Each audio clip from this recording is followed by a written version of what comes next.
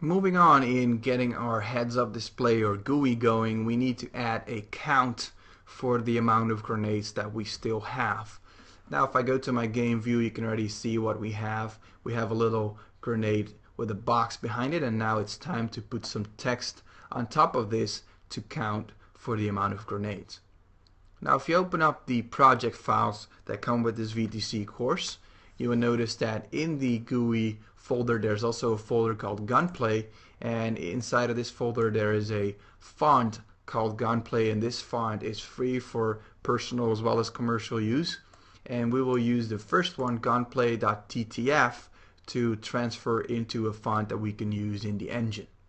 Now this is remarkably simple and extremely powerful in Unity. We can simply drag the TTF inside of our project and it will import it for us and do all the conversion for us. Now do note that if you have a font that does not end with the extension TTF, then Unity will not recognize it. So let's drag this over into our GUI folder and then select our Gunplay. Now as you can see, there's a couple of things that have happened. The font size is set to 16, and this is the font size as you would be used to in any other type of word processing application. And then it asks us for what type of characters we want to use. Now Unicode support is available in Unity3D, which means that if you have Japanese or Chinese fonts, they will also work, and it basically makes it a lot easier to translate your game to different languages. Extremely powerful. But for example, if you wanted to use only uppercase or lowercase letters, you can read into the ASCII files of this font as well. Now then it also has a font rendering or anti-aliasing, and that basically means that when the font is on the screen, does it fuzz out the edges a little bit or not, so that it makes the font more clearly readable. And in most cases, light anti-aliasing is exactly appropriate. Okay, then if we open up our font, there's some more that we can learn. Unity has transformed it into a font texture, and if you're used to any other type of game engine, you probably recognize this, or if you've done any GUI design for games.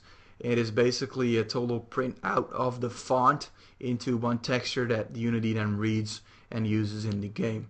Now usually these were quite a pain to make, but Unity does all this for us, so we can basically do this with our eyes closed. Then last but not least, there's a font material, and you can see already that it has been mapped on this cube here, and basically this is the material with a little shader, the font shader, that is by default used in Unity. And of course this is where you can change colors and stuff like that. Now if I change the size of our font to, for example, 20 instead of 16 and hit apply, it will re-import it. And then if I go to our font material, you can see that the cube is now almost entirely filled because the letters are bigger. Same for our font texture. Alright, there's that. Now let's start the fun part in adding this to our game.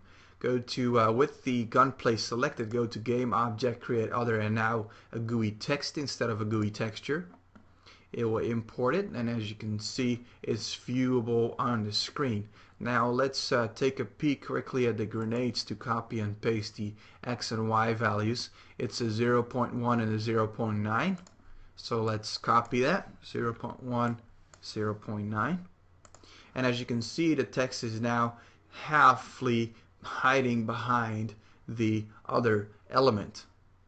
Now, as I've said, the X and Y values of GUIs are different from that of 3D, but in this case the Z does matter because Z is basically your order or your index, and right now grenades is set to 0 as well as GUI text is set to 0, so Unity kind of does what he feels is best and puts the text behind it. We don't want that, so let's change the Z to a 1, and as you can see it pops right in front of us, in front of the other GUI texture.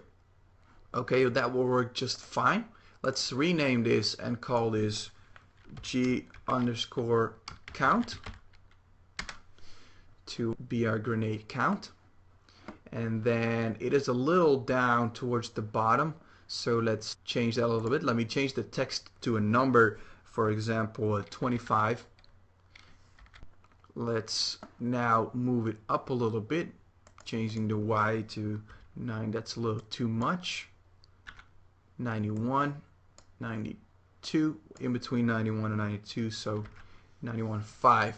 Okay, it might be different for you if you have a different resolution, so just play around a little bit and see what works for you. I'm going to change this a little bit as well. 0.11, just to place it right into the middle. That looks pretty good. Now let's run our game, see if it sticks, and as you can see it moves around just a little bit. I'm not too worried or concerned about that. Let's change our aspect ratios, see what they do, and as long as it stays on the square a little bit, I'm happy for now.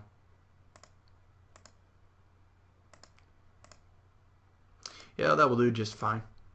Okay, let's go back into our game panel, and of course when you resize the game panel it changes a little bit here and there as well. Okay, now that we have our font and our name set, all we need to do is add some scripting to actually have the grenades represented by the right number.